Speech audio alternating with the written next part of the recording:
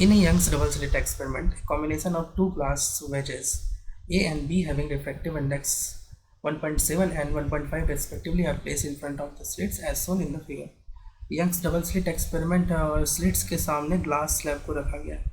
Glass slab जो लिया गया है यहाँ पर वो एक कॉम्बिनेशन है दो ग्लास वेजेज का, और वेज कैसा होता है, ट्रायंगुलर फॉर्म होता है, तो दो ट्रायंगल को मिलाकर बनाया गया है ग्लास स्लैब। ए और बी नाम है दोनों वेजेस का, तो ए ऊपर है और बी नीचे है। ए का रिफ्रैक्टिव इंडेक्स 1.7 है और बी का रिफ्रैक्टिव इंडेक्स 1.5 है। The separation between the slits is small d equals to 2 millimeter and the shortest distance between the slits and the screen is capital D equals to 2 meter।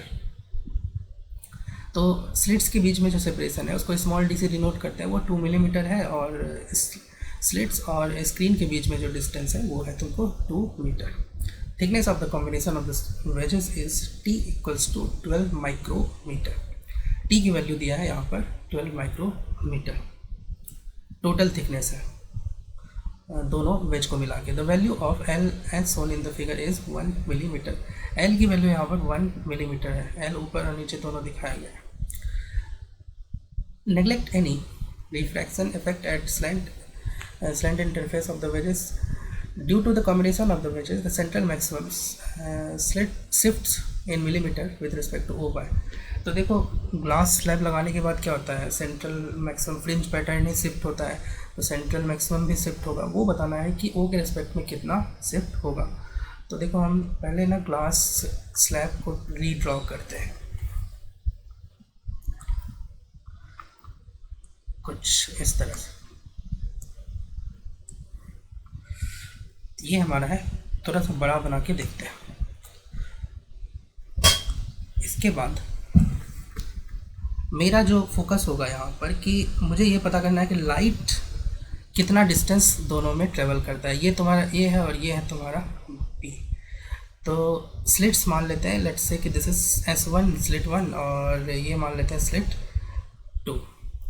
तो slit ए में slit S1 के सामने मान लो कि B में travel करता है light x और ए में ट्रेवल करता है y, क्योंकि सिमेट्रिकल केस है। S1 और S2 ग्लास स्लैब को एकदम सिमेट्रिकली प्लेस किया गया है। देखो ऊपर भी L है और नीचे भी L है, तो इसका मतलब है कि यहाँ पर ये भी तुमको y हो जाएगा और ये हो जाएगा तुम्हारा x डिस्टेंस। तो x ऊपर में जो है लाइट x डिस्टेंस b में ट्रेवल करता है और y डिस्टेंस a में ट्रेवल करता है। यहाँ पर हम x और y की वैल्यू निकाल लेंगे सिमिलर ट्रायंगल के मदद कंसेप्ट को अप्लाई करते हुए। ये डिस्टेंस तुमको 1 दिया गया है और ये डिस्टेंस तुमको दिया गया है 2। ठीक है, अब हम दो ट्रायंगल लेंगे, दो सिमिलर ट्रायंगल, एक छोटा वाला ट्रायंगल ये वाला और एक बड़ा वाला ट्रायंगल ये वाला। ठीक है, इन दोनों में हम सिमिलर ट्रायंगल की प्रॉपर्टीज़ को अप्लाई करेंगे। तो देखो x y y हम लिख सकते हैं, x y is equals to ये लेंथ 1 अपॉन ये लेंथ, तो ये हो जाएगा तुम्हारा 1 + 2 और ये हो जाएगा 3। This gives you x y equals to 3x। तो ये पहला मान लो। दूसरा जो है मतलब दूसरा जो हमारे पास रिलेशन होगा वो होगा x + y is equals to कितना है 12 माइक्रोमीटर। तो यहाँ से इन दोनों में यहाँ पे y की वैल्यू रख दो, फर्स्ट से ना y की वैल्यू रख दो 3x, तो ये हो जाएगा 4x इक्वल्स टू 12 माइक्रोमीटर। मतलब x की वैल्यू जो आ गई, x इक्वल्स टू आ गया 3 माइक्रोमीटर और y की वैल्यू आ गई 9। तो x की वैल्यू है यहाँ पर 3 और y की वैल्यू है यहाँ पर 9। सिमिलरली नीचे में पुट करो 9 और ये हो जाएगा 3। अब देखो मैं पूछ रहा हूँ कि क्या इसको दो रेक्टेंगुलर इस ट्रायंगुलर वेजेस को के कॉम्बिनेशन को क्या कुछ इस तरह से रेक्टेंगुलर ग्लास स्लैब में कन्वर्ट किया जा सकता है। ये थिकनेस मान लो x मतलब ये 3 और ये कितना है 9। ठीक है, क्या ये इक्विवेलेंट हम कर सकते हैं ऊपर वाले स्लिट के सामने कुछ इस तरह से और नीचे वाले स्लिट के सामने कुछ हम इस तरह से। इस बार ये 9 हो जाएगा और ये लेंथ हो जाएगा, इसका थिकनेस दूसरा स्लैब का थिकनेस हो जाएगा 3। देखो जो मैटर करता है, जो मायने रखता है ना, वो करता है लाइट ने कितना डिस्टेंस ए में ट्रेवल किया और कितना डिस्टेंस बी में ट्रेवल किया। ये ट्रायंगुलर और रेक्टेंगुलर मैटर नहीं करता है। तो देखो ए में जो है लाइट ने, सॉरी बी में जो लाइट ने ट्रेवल किया है 3 माइक्रोमीटर, ठीक है, 3 डिस्टेंस ट्रेवल किया है। पहले बी में ट्रेवल करता है और देन ए में ट्रेवल करता है। तो बी में देखो पहले कितना, ऊपर वाले स्लिट में देखो, ऊपर वाले स्लिट में पहले 3 ट्रेवल करता है बी में और देन 9 ट्रेवल करता है ए में। तो अगर तुम रेक्टेंगुलर स्लैब भी लो तो वही तो केस आ रहा है कि पहले 3 ट्रेवल करता है बी में और 9 ट्रेवल करता है ए में। तो हम बोल सकते हैं कि दीज टू आर इक्विवेलेंट। इसका जो है ट्रायंगुलर का इक्विवेलेंट रेक्टेंगुलर हम ले लेंगे।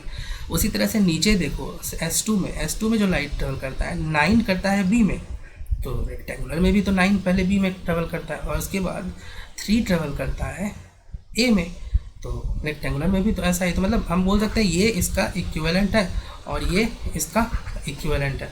बस अब तुम्हारा क्वेश्चन सॉल्व हो जाएगा। अब देखो टोटल जो शिफ्ट का जो फार्मूला होता है, शिफ्ट का फार्मूला होता है, शिफ्ट को मैं डेल्टा एक्स बोल देता हूँ। डेल्टा एक्स जो शिफ्ट होता है वो होता है T into mu minus 1 into capital D by small D.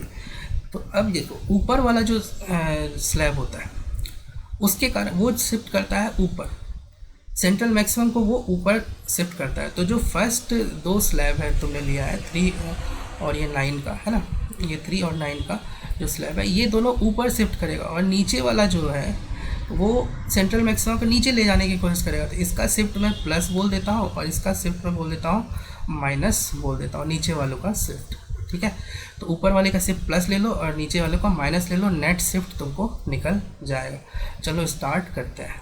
सबसे पहले मैं लिखूँगा ये पहले वाले का जो 3 माइक्रोमीटर ट्रेवल किया, ठीक है। पहले बी में ट्रेवल करता है तो थिकनेस कितना है 3 इंटू, पहले मैं इसका लिख रहा हूँ ऊपर वाले का है ना, प्लस ले रहा हूँ, plus T into mu minus 1। Mu कितना है, बी का जो म्यू है तुम्हारा वो 1.5 minus 1 into D by D करो, प्लस अब ये सेकेंड वाला का लिख रहा हूँ। सेकेंड 9 ट्रेवल करता है 9 डिस्टेंस, तो 9 into 1.7 minus 1 into D by D.